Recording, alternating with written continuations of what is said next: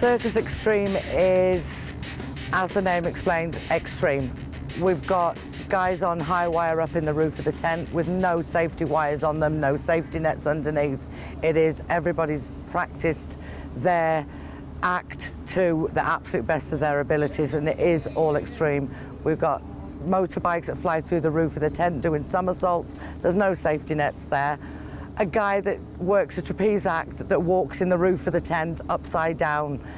Again, no safety or anything. They've all practiced extremely hard at everybody what they do. In the previous years, some of the things are similar. We do go a lot with our tech, so the effects, the lighting effects.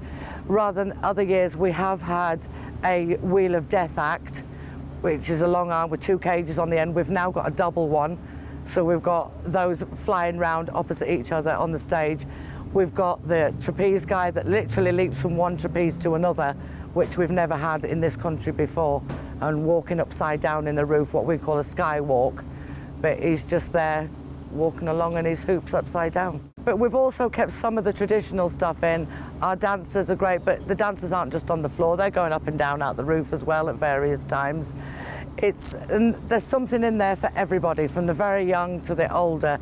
There's something that will be exciting for everybody in the show. We've gone from totally one extreme right to the other and crammed in as much as we can in that 2 hours.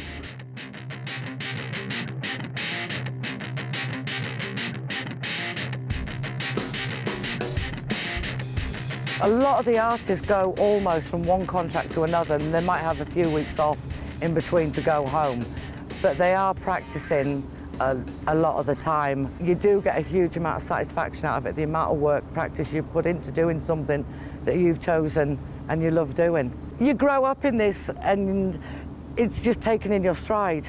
That's our way of life. So we've learned, you jump from this country, we move around it for 9 months of the year, and then probably at Christmas we're going to be in a totally different country. As we take it as that's our way of life, it's just normal.